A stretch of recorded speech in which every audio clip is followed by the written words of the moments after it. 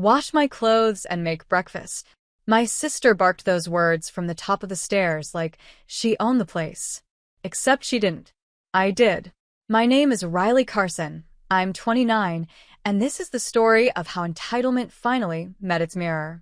She stood there, robe tied loosely, hair in a messy bun, holding her phone like a queen issuing commands. "You heard me, Riley," she said, smirking. "It's the least you can do since I'm watching over the house while you play boss lady at work." The laugh that almost escaped my mouth would have given everything away. Because what she didn't know, what no one in the family knew, was that I'd already decided this was her last week here. I'd let her move in 6 months ago after she claimed she was figuring things out. 6 months of unpaid rent, unwashed dishes, and endless passive-aggressive remarks about how career women forget their families. I turned slowly, met her gaze, and said evenly, "If you want breakfast, Olivia, there's cereal. You can handle it." She scoffed. Wow. Attitude. Maybe if you weren't single, you'd understand sharing. That one stung, not because it was true, but because she sounded just like Mom, the woman who'd always put her on a pedestal. Before I could answer, my phone buzzed. Dad's text popped up. "Family dinner tonight. Be there. No excuses." I sighed. Family dinners at Dad's always meant one thing. Olivia staged my silence. "Fine," I said. "I'll be there." Olivia grinned. "Perfect. I'll tell Dad what you've been like. Maybe he'll knock you off that high horse." I smiled back, calm, collected, knowing what she didn't.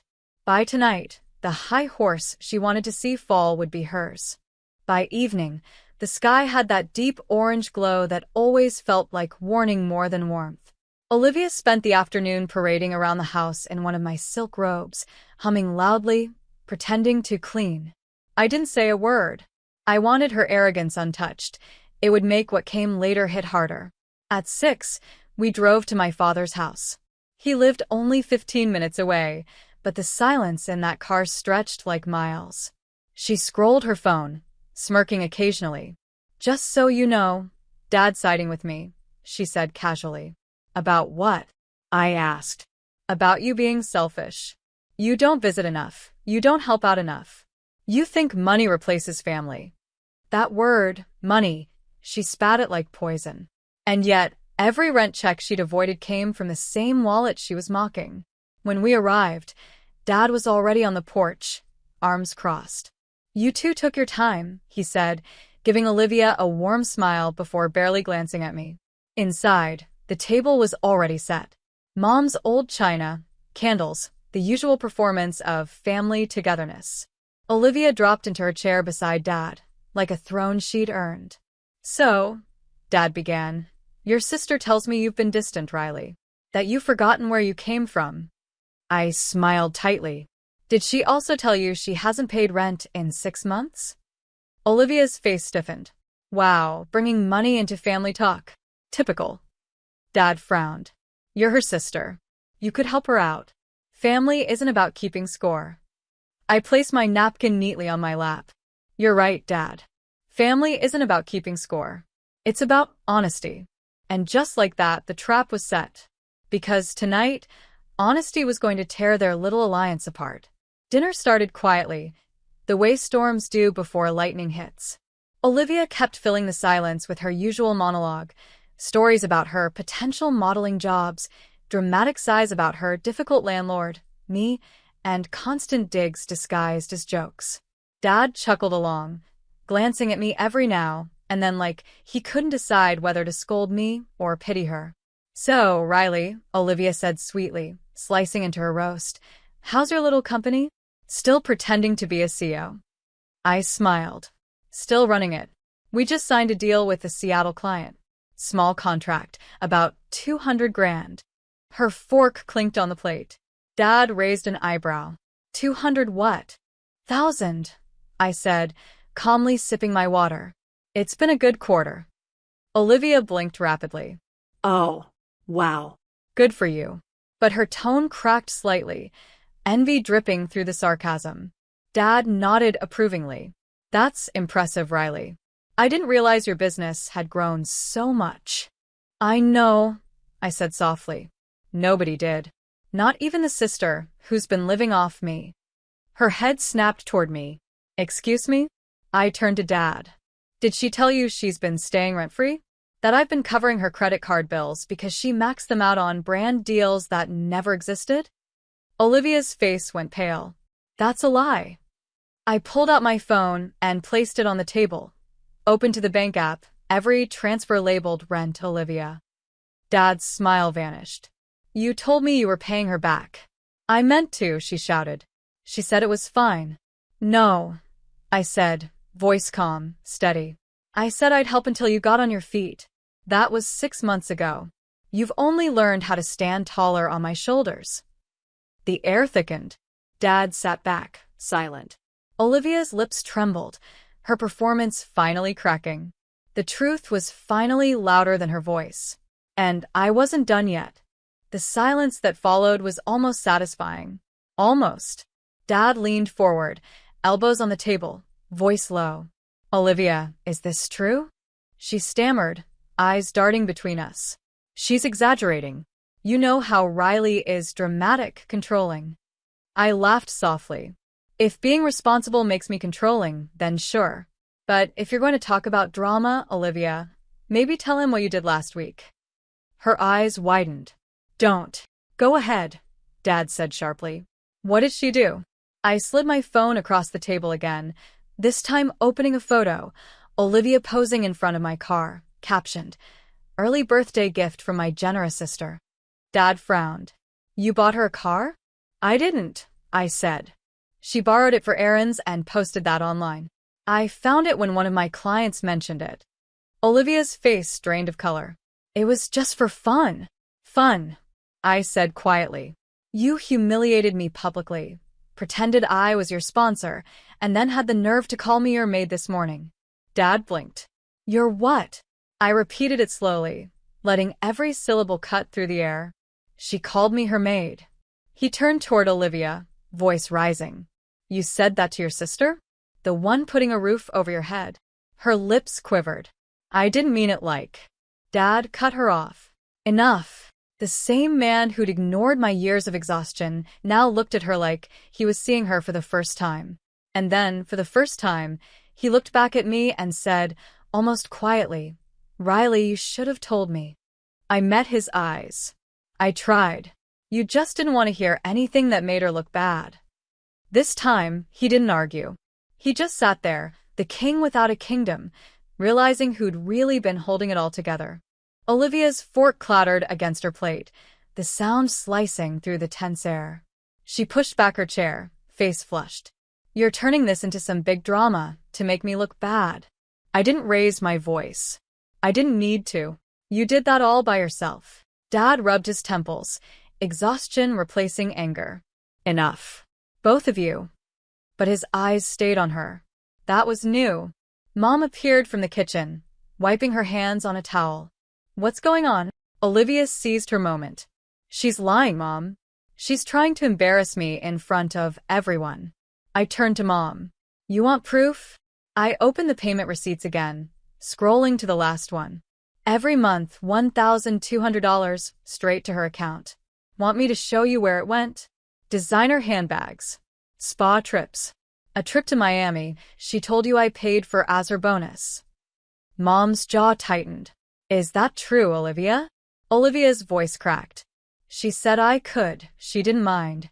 I didn't mind helping, I interrupted. But you mistook generosity for servitude. Dad pushed his chair back, slowly standing.